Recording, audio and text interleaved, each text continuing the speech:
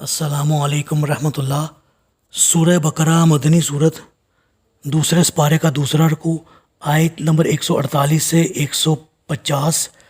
اعوذ باللہ من الشیطان الرجیم، بسم اللہ الرحمن الرحیم۔ وَلِكُلٍّ وِجْهَةٌ هُوَ مُوَلِّيهَا فَاسْتَبِقُوا الْخَيْرَاتِ أَيْنَمَا تَكُونُوا يَأْتِ بِكُمُ اللَّهُ جَمِيعًا إِنَّ اللَّهَ عَلَى كُلِّ شَيْءٍ قَدِيرٌ۔ ہر ایک کے لیے ایک مقررہ جہت ہے جس کی طرف وہ رخ کرتا ہے، سو تم نیک کاموں میں پیش قدمی کرو، تم جہاں کہیں بھی ہوگے اللہ تمہیں اکٹھا کر لائے گا، بلا شبہ اللہ تعالیٰ ہر چیز پر قادر ہے۔ جی، یعنی اصل چیز رخ کرنا نہیں بلکہ وہ بلائیاں ہیں جن کے لیے تم نماز پڑھتے ہو، لہٰذا سمت اور مقام کے جھگڑوں میں پڑھنے کی بجائے تمہیں اصل مقصد یعنی نیکیوں کے حصول کی فکر کرنا چاہیے،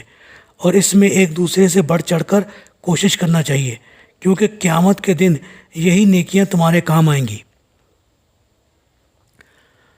وَمِنْ حَيْثُ خَرَجْتَ فَوَلِّ وَجْهَكَ شَطْرَ الْمَسْجِدِ الْحَرَامِ وَإِنَّهُ لَلْحَقُّ مِنْ رَبِّكَ وَمَا اللَّهُ بِغَافِلٍ عَمَّا تَعْمَلُونَ۔ اور آپ جہاں سے بھی سفر وغیرہ پر نکلیں تو نماز کے وقت اپنا رخ کعبہ کی طرف پھیر لیا کریں، یہ تمہارے رب کا بالکل درست فیصلہ ہے، اور جو کچھ تم لوگ کرتے ہو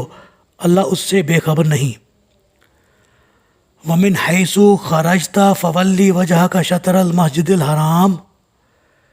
وَحَيْثُ مَا كُنْتُمْ فَوَلُّوا وُجُوهَكُمْ شَطْرَهُ لِئَلَّا يَكُونَ لِلنَّاسِ عَلَيْكُمْ حُجَّةٌ إِلَّا الَّذِينَ ظَلَمُوا مِنْهُمْ فَلَا تَخْشَوْهُمْ وَاخْشَوْنِي وَلِأُتِمَّ نِعْمَتِي عَلَيْكُمْ وَلَعَلَّكُمْ تَهْتَدُونَ۔ اور آپ جہاں سے بھی نکلیں تو نماز کے وقت اپنا رخ کعبہ کی طرف پھیر لیا کریں، اور جہاں کہیں بھی تم اے مسلمانوں ہوا کرو تو اپنا رخ اسی طرف پھیر لیا کرو، تاکہ لوگوں کے لیے تمہارے خلاف کوئی حجت نہ رہے، مگر جو ان میں سے بے انصاف ہیں وہ اعتراض کرتے ہی رہیں گے، سو تم ان سے نہ ڈرو بلکہ صرف مجھ سے ہی ڈرو، اور اس لیے بھی کہ مجھ سے ڈرو تاکہ میں تم پر اپنی نعمت پوری کر دوں، اور اس لیے بھی کہ تم ہدایت پا سکو۔ جی، اس آیت کو مکرر اور سہ کرر لایا گیا ہے کیونکہ اس کی وجوہات الگ الگ ہیں۔ مثلا قد نرا تقلب وجہک فی السماء، اس سے معلوم ہوتا ہے کہ اللہ تعالیٰ نے اپنے رسول کی رضا اور اظہار کی تکریم کی خاطر تحویل قبلہ کا حکم دیا، اور وَلِكُلٍّ وِجْهَةٌ هُوَ مُوَلِّيهَا میں یہ ارشاد فرمایا تحویل قبلہ کے مسئلے پر جھگڑے کھڑے کرنا درست نہیں، اصل کام تو نیک کاموں کی طرف پیش قدمی ہے۔ اور لِأَلَّا يَكُونَ لِلنَّاسِ عَلَيْكُمْ حُجَّةٌ، اس میں یہ واضح فرمایا کہ لوگوں کو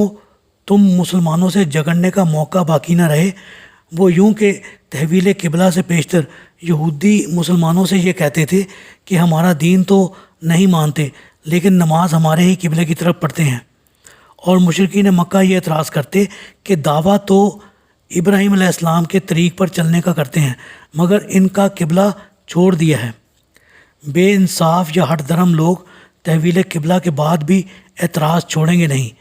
مثلا یہود نے یہ اعتراض کر دیا کہ ہمارے قبلے کی حقانیت ظاہر ہونے اور اسے تسلیم کر لینے کے بعد اب محض ضد اور حسد کی بنا پر اسے چھوڑ دیا، اور مشرک یہ کہنے لگے کہ ہمارے قبلے کا حق ہونا انہیں اب معلوم ہوا